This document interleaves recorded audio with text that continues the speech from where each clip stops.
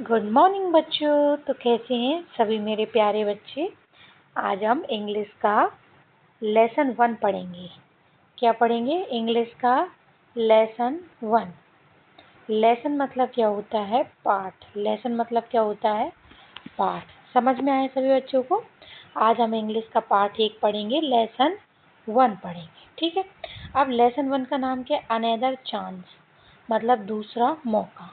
Another chance का क्या मतलब होता है? दूसरा मौका, है ना। अच्छा, मुझे कोई ये बता सकता है हमें दूसरा मौका कब कब मिले? आप कब चाहते हो कि कब आपको दूसरा मौका मिले? कोई बच्चा मुझे बता सकता है क्या? वीडियो पॉज करके मुझे बताएं। जब हमसे कोई गलती हो गई हो, यदि या फिर हमसे कोई काम गलत हो गया हो, तो हम चाहते हैं हमको दूसरा मौका मिले, हमको उस काम करने का दूसरा क्या मिले? चांस मिले, अनदर चांस मिले, ताकि हम अपनी गलतियों को सुधार सकें। सोचो कि आप किसी क्लास में फेल हो गए। अब क्या आपके साथ ये हो कि आपको फिर पढ़ने का मौका ही ना मिले, आपको स्कूल जाना ही बंद कर दिया जाए? तो ये सही बात है क्या? यदि आपको दूसरा मौका मिलेगा तो आप और अच्छे से पढ़ाई करके उस कक्षा को पास कर लेंगे, उस क्लास को पास कर लेंगे, है ना। तो देखो, इसमें इस जो पोयम है, इसमें हमको यही दिया गया है। इसमें जो पोएट हैं, जो कवि हैं, वो यही बता रहे हैं। वो क्या कह रहे हैं कि कितनी बार हम कोशिश करते हैं कि हमको दूसरे मौका मिले। वो सब आगे सारी चीज़ें हम इस पोयम में पढ़ेंगे। तो चलो, सबसे पहले हम आगे बढ़ते हैं और देखते हैं कि क्या लिखा हुआ है। देखो, how often we wish for another chance. कितनी बार ऐसा होता है, कितनी अक्सर ऐसा होता है, हम क्या सोचते हैं, हमारी क्या मनसा होती है, हमारी क्या इच्छा होती है कि हमको दूसरा मौका मिले। देखो, विश मतलब क्या होता है? इच्छा। विश मतलब क्या होता है? इच्छा। और अनदर चांस मतलब दूसरा मौका। कितनी बार अक्सर हमारी ऐसी इच्छा होती है कि हमको दूसरा मौका मिल जाए। चलो, to make a fresh beginning. Fresh beginning का मतलब होता है नई शुरुआत। फ्रेश बिगिनिंग का मतलब क्या होता है? नई शुरुआत, है ना। कितनी बार हम चाहते हैं कि हमको दूसरा मौका मिले, है ना, हम एक नई शुरुआत कर सकें, है ना, उस काम को नई शुरुआत कर सकें, नए तरीके से हम शुरू कर सकें, है ना। A chance to blot out our mistakes. देखो, ये लिखा है, इसको हम आवर नहीं पढ़ेंगे। आज से सभी बच्चे इसको क्या पढ़ेंगे? आर। इसका सही प्रोनाउंसिएशन क्या होता है? आर होता है ना। तो इसमें क्या बोला है उसने क्या बोला है? उसने बोला है कि a chance to blot out our mistakes. क्या बोला है? A chance to blot out मतलब होता है सुधारना, है ना। आर मिस्टेक्स मतलब हमारी गलतियाँ। इस आर का क्या मतलब होता है? हमारी या हमारा। ठीक है। अब क्या कर सकें हम? अपनी मिस्टेक्स को क्या कर सकें? ब्लॉट आउट कर सकें। ब्लॉट आउट का मतलब होता है सुधारना। हमको मौका मिल सके, हमको चांस मिल सके, ताकि हम क्या कर सकें? अपनी मिस्टेक्स को, अपनी गलतियों को हम सुधार सकें, है ना। चलो, and change failure into winning. और हम क्या कर सकें? किसको चेंज कर सकें? हमारी जो फेल्योर है, फेल्योर मतलब हमारी हार, जिसमें हम जीत नहीं पाए हैं, जिसमें हम फेल हो गए हैं, वो क्या है? हमारा फेल्योर है। और हम उसको किस में बदल सकें, किस में चेंज कर सकें? हम उसको चेंज कर सकें विनिंग में। किस में? विनिंग में। विनिंग मतलब होती है जीत। तो समझ में आया सभी बच्चों को कि कवि क्या कह रहा है? कि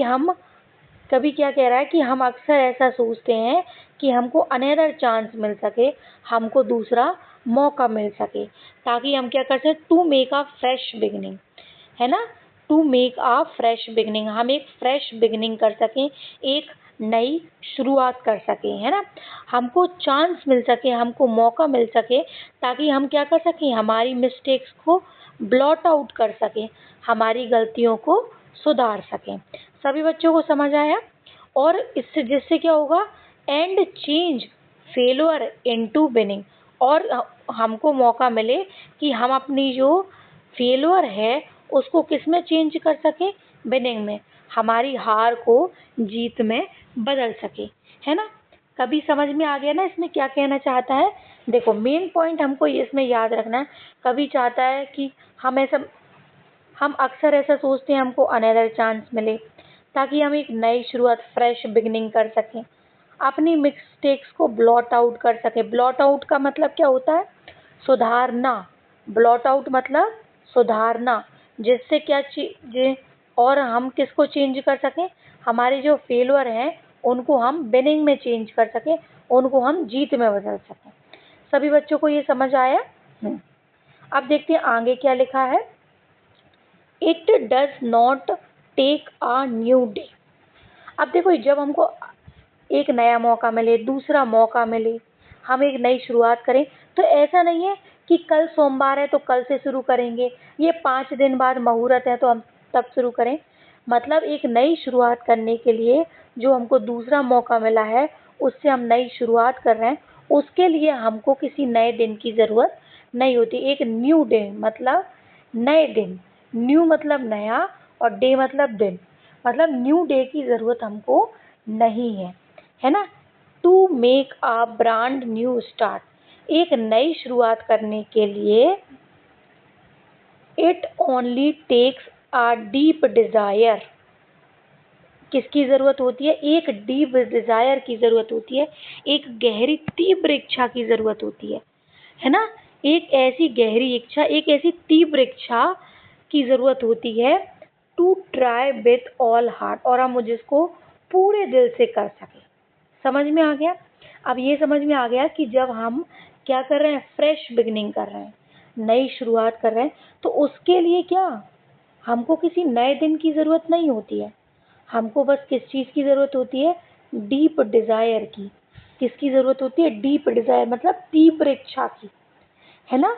एक गहरी इच्छा, तीव्र इच्छा की, पूरे मन से, है ना। जैसे कभी कभी क्या होता है, चलो हमने गलती कर ली, चलो कोई बात नहीं, हमने पढ़ाई नहीं करी, इसलिए हम एग्ज़ाम में फेल हो गए, चलो कोई बात नहीं, हम एग्ज़ाम में फेल हो गए। अब जब सभी बच्चे पास हो गए, सिर्फ हम फेल हो गए, फिर भी हमारे मम्मी पापा ने, हमारे टीचर्स ने हमको मौका दिया कि आप फिर से पढ़ो और फिर से पेपर दो। चलो, हमने फिर से पेपर देने के लिए तैयारी शुरू करी। यदि हम तैयारी में फिर से अच्छे से नहीं पढ़ेंगे, फिर से हमारे अंदर डीप डिज़ायर नहीं होगी, हमारे अंदर क्या नहीं होगी, हमारे अंदर ये डीप डिज़ायर नहीं होगी, तो क्या हम फिर से पास हो पाएंगे? फिर से हम विन हो पाएंगे? विन मतलब जीतना, फिर से हम विन हो पाएंगे? नहीं, नहीं। तो उसके लिए क्या ज़रूरत होती है? Deep desire. जब आपके अंदर डीप डिज़ायर होगा, तीव्र इच्छा होगी, तभी तो आप उस चीज़ में सफल हो पाओगे, उस चीज़ में जीत पाओगे। समझ आया सभी बच्चों को? हाँ, तो देखो, आप क्या दिया है? To live a little better, है ना। एक थोड़े अच्छे तरीके से जीने के लिए, and to be always forgiving, हमको कैसा बनना चाहिए? हमको माफ़ करने वाला हमेशा बनना चाहिए। अच्छा, ऐसा होता है हमने कोई गलती करी, हमारे मम्मी पापा ने उसको माफ़ कर दिया, चलो ठीक है, हमको एक नया मौका दिया, है ना। तो अब क्या करना चाहिए? हमें भी तो ऐसा बनना चाहिए कि हम किसी छोटे से गलती हो गई है, किसी ने हमारे साथ कुछ गलत कर दिया, तो हमको कैसा बनना चाहिए? फॉरगिविंग बनना चाहिए, माफ़ करने वाला बनना चाहिए। समझ में आ गया सभी बच्चों को? And to add a little sunshine, और हम क्या कर सकें? थोड़ी सी रोशनी जोड़ सकें, थोड़ी सी रोशनी ला सकें। कहाँ ला सकें? To the world in which we are living, उस संसार में ला सके जिस संसार में हम जी रहे हैं, जिस संसार में हम रह रहे हैं, उस संसार में हम थोड़ी सी रोशनी ला सकें। समझ में आया सभी बच्चों को? देखो अब ये क्या कह रहा था, इससे क्या होगा, जब हम पूरे दिल से किसी चीज़ को, डीप डिज़ायर से उस काम को शुरुआत करेंगे तो उससे क्या होगा, to live a little better, हम थोड़ा अच्छे से जी पाएंगे, ठीक है। And to be always forgiving, और हमको कैसा बनना चाहिए, हमेशा माफ़ करने वाला बनना चाहिए, है ना। जिससे क्या होगा, and to add a little sunshine, और हम जिससे क्या कर सके, थोड़ी सी रोशनी जोड़ सके, थोड़ा सा सनशाइन जोड़ सके। किस में जोड़ सके, टू द वर्ल्ड, वर्ल्ड मतलब दुनिया, इन विच वी आर लिविंग, उस दुनिया में जोड़ सकें जिस दुनिया में हम रह रहे हैं, है ना। सभी बच्चों को ये चीज़ समझ में आई? ठीक है। So never give up in despair, क्या लिखा है, so never give up in despair. देखो गिव अप मतलब क्या होता है, हार मानना। गिव अप मतलब क्या होता है, हार मानना। तो इसमें लिखा है नेवर मतलब कभी नहीं, नेवर गिव अप मतलब कभी भी हार नहीं मानना चाहिए। इन डेस्पेयर, डेस्पेयर मतलब होता है निराशा। जैसे कभी हम दुखी हैं, उस टाइम पे हमको कभी हार नहीं मानना चाहिए। हो सकता है हम एक बार क्लास में फेल हो गए, हम एक बार क्लास में फेल हो गए, अब हम बहुत दुखी हो गए, लेकिन हमको हार नहीं मानना है, हमको फिर से कोशिश करना है। समझ में आया? चलो मान के चलो कोई सवाल हमको सर ने करवाया, या कोई क्वेश्चन, कोई प्रश्न है जो हमसे याद नहीं हो पा रहा है, उससे हम बहुत दुखी हो गए कि ये तो मुझसे हो ही नहीं पा रहा है। कोई बात नहीं, पर हमको क्या करना है, वहाँ पे फिर से कोशिश करनी है, उसमें हार नहीं मानना है। सभी बच्चों को समझ में आ गया? गिव अप मतलब क्या होता है, हार मानना, और डेस्पेयर मतलब क्या होता है, निराशा, है ना। Never give up in despair, हमको कभी भी निराशा में हार नहीं माननी चाहिए। And think you are through, हम इनफ हैं, हम हर एक चीज़ को कर सकते हैं, है ना। और there is always a tomorrow, और देख, and hope of starting a new. तो देखो इसमें कभी क्या कहना चाहता है कि हमेशा कल आता है। हो सकता है आज हम फेल हो गए, आज हमसे वो सवाल नहीं हो रहा, लेकिन there is always a tomorrow, हमेशा कल आता है। आज अच्छा चीज़ नहीं है, आज हमसे नहीं हो पा रही है, लेकिन कल हमेशा आता है। ज़रूरी नहीं है आज ही ये चीज़ हो, आज हम इस चीज़ में हार गए हैं, आज चीज़ ये हमसे नहीं कर पाए हैं, आज चीज़ में हम फेल हो गए हैं, कोई बात नहीं, लेकिन हमेशा कल आता है। हमको एक नई शुरुआत करना चाहिए, एक नई आशा के साथ नई शुरुआत करना चाहिए। समझ में आया सभी बच्चों को? तो बस इसी मतलब इस पोयम में बस यही दिया गया है ना। तो देखो क्या बोला, सबसे पहले हम देखो फिर से रीकैप करते हैं, फिर से हम थोड़ा सा रिवाइज करते हैं कि हमने क्या क्या पढ़ा। हमने क्या पढ़ा, कभी क्या कह रहा है, अक्सर हम ऐसी विश करते हैं, विश मतलब इच्छा, कि हमको अनदर चांस मिल सके, हमको दूसरा मौका मिल सके, जिससे हम फ्रेश बिगनिंग कर पाएँ, नई शुरुआत कर पाएँ, और क्या कर पाएँ, और हमको क्या मिले, चांस मिले। किस लिए चांस मिले, कैसा मौका मिले, ब्लॉट आउट आर मिस्टेक्स, हम अपनी गलतियों को सुधार सकें, और किसको चेंज कर सकें, फेलियर को विनिंग में बदल सकें, अपनी हार को जीत में बदल सकें। इसके लिए हमको किसी न्यू डे की ज़रूरत नहीं होती है, हमको किसकी ज़रूरत होती है, डीप डिज़ायर, एक तीव्र इच्छा की ज़रूरत होती है। और हम देखो इन सभी से क्या होगा, हम थोड़ा और लिटिल बेटर, और थोड़ा अच्छी तरीके से जी पाएंगे।